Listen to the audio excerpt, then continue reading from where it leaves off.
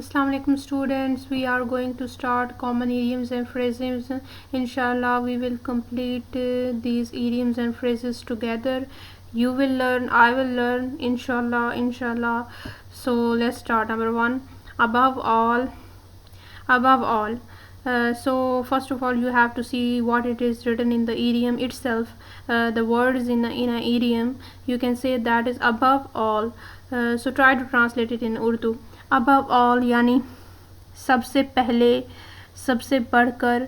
तो इडियम के जो है आपने उसकी वर्डिंग पर गौर करना है, तो आपको इडियम की समझ आ जाएगी. और एक दफ़ा अगर आपको समझ आ गई तो आपको वो भूलेगा नहीं. This is a very useful trick for when you appear in the exams.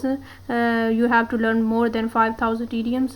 So आपको उसकी wording समझनी है, तभी आपको याद रहेगा. जो है आगे हम सेंटेंस पढ़ते हैं. Allama Iqbal was a great philosopher but above all he was a great poet. Allama Iqbal जो हैं वो ग्रेट अजीम मुफक्किर हैं, लेकिन सबसे बढ़कर he was a great poet, कि वो सबसे बढ़कर एक बेहतरीन शायर थे. बेशक वो मुफक्किर भी थे बहुत अच्छे, लेकिन सबसे बढ़कर वो क्या थे, एक अजीम शायर थे. Number 2, according to all the Muslims must conduct themselves according to the tenets of Islam. According to means के मुताबिक. According to के मुताबिक. All the Muslims must conduct themselves according to the tenets of Islam. तमाम मुसलमानों को जो है अपना तर्ज़ अमल जो है, ज़िंदगी जो है वो कैसे गुजारनी चाहिए, इस्लाम के असूलों के मुताबिक गुजारनी चाहिए. नंबर 3, आफ्टर ऑल वर्ड जो है इडियम पर आप गौर करें. आफ्टर ऑल यानी सब कुछ गुजर गया, उसके बाद कुछ है, ठीक है.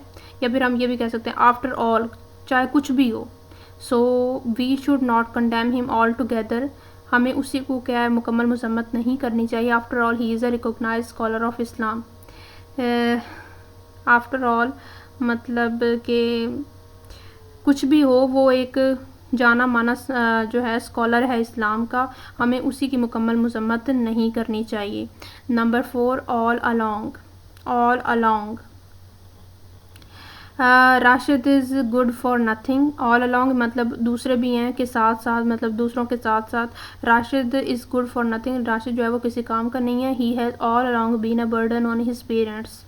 वो जो है वो दूसरों के साथ साथ वो भी क्या है, वो अपने वालदैन पर एक किस्म का बोझ है, ठीक है. मतलब आप इडियम की वर्डिंग पर गौर करें. ऑल अलोंग मतलब के साथ साथ, दूसरों के साथ साथ. तो जो है वो राशिद किसी काम का नहीं है, यानी उसकी फैमिली में जो दूसरे हैं वो उन दूसरे बहन भाई हैं, उनके साथ साथ वो भी क्या है, वो बर्डन है अपने वालदैन पर, एक किस्म का बोझ है. नंबर 5, ऑल एट वंस यानी सडनली, अचानक से. सो अचानक से.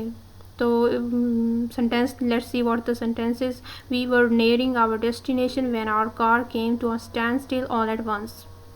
हम जो हैं अपनी मंजिल पर पहुंचने वाले थे जब हमारी कार जो है, हमारी गाड़ी जो है वो यकदम से रुक गई. मतलब कार में कोई ख़राबी हो गई, वो यकदम से क्या हो गई, स्टैंड स्टिल हो गई. तो इसको हम क्या करेंगे, all at once, suddenly. Number 6, all in all यानी वही वो है, हर तरफ वही वो है, मतलब हर जगह वही वो है. तो मतलब इसको अब आप आम अपनी जो है लैंग्वेज में भी समझना चाहें तो आपको इसका मीनिंग पता चल रहा है कि उसी के पास सारी अथॉरिटी है, वही वो है. The head clerk is all in this office. जो हेड क्लर्क है वो ही इस ऑफिस में फुल अथॉरिटी में है. आगे मीनिंग भी लिखा हुआ है, you can read that. Actually I am consulting, this is the book of English grammar and composition written by Hafiz Karim Dad Chughtai, and it's a very good book for all competitive exams, and it will be very useful for us inshallah, and we will complete idioms from this book. So let's start again. Number 7, all and sundry. Now see, all and sundry मतलब सारे, meaning खुद meaning बता रहा है. All and sundry मतलब सारे, हर कोई. He invited all and sundry to the feast to celebrate the success of his son in the competition examination. उसने सबको बुलाया फीस्ट, बहुत बड़े खाने पर, सेलिब्रेट, ताकि वो सेलिब्रेट करे success of his son in the competition, अपने बेटे की सक्सेस को, अपने बेटे की कामयाबी को सेलिब्रेशन के लिए उसने सबको खाने पर बुलाया। सो ऑल एंड सन्ड्री आप देख सकते हैं, मोस्ट ऑफ द पीपल मतलब हर कोई होता है। Number 8 all the same. All the same मतलब वही चीज़, सेम सेम मीनिंग दे रहा है। ऑल द सेम बस वही, कोई तब्दीली नहीं आई, क्या है इससे कुछ जो है वो उलट नहीं है, वही है, सेम है। इसका जो है हमें अगर हम अपनी लैंग्वेज में समझें तो हमें इसका सिंपल मीनिंग समझ में आ रहा है कि वही है, सेम चीज़ है। Whether they accept our invitation और not, it is all the same to us. वो हमारा इन्विटेशन एक्सेप्ट करें या ना करें, ठीक है, हमें इससे कोई फ़र्क नहीं पड़ता, मतलब हमारे लिए वही चीज़ है, ठीक है, वो करें ना करें हमें इससे कोई फ़र्क नहीं पड़ता, हमारे लिए वो सेम बात है। Number 9 as good as one's word. As good as one's word मतलब वो साहब, अब इसको हम अपनी मतलब लैंग्वेज में समझने की कोशिश करते हैं उर्दू में। वो उतना अच्छा है जैसे कि उसके अल्फाज।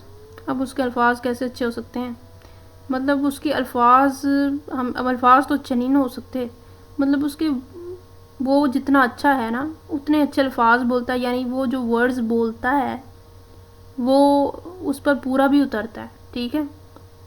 As good as one's word, ठीक है ना। तो उम्मीद है इसको आप अपनी लैंग्वेज में ट्रांसलेट करेंगे तो आपको समझ आ जाएगी इसका जो मतलब होता है as good as one's word, वो है ट्रूथफुल एंड सिंसियर, मतलब सच्चा है और सिंसियर, सच्चा होना, सिंसियर होना, इसको कहते हैं। Our principle is as good as his word, मतलब हमारे जो प्रिंसिपल हैं वो ट्रूथफुल हैं, सिंसियर हैं। नंबर 10 जो है एज़ इफ़ जैसे, he felt as if he was running high temperature, उसको ऐसे महसूस हुआ जैसे उसको सख्त बुखार है, वो सख्त बुखार से गुज़र रहा है, ठीक है, फीवर है उसे। तो आई थिंक आपको क्लियर होगा 10 इडियम्स की रोज़ाना की बेसिस पे हम इंशाल्लाह डिस्कस करेंगे, सारा कंप्लीट करेंगे और दुआओं में याद रखें। अल्लाह हाफिज़। Please like and subscribe this channel too, ताकि सबको जो है सबकी हेल्प हो, सबको ये पहुँचे चीज़। तो थैंक यू।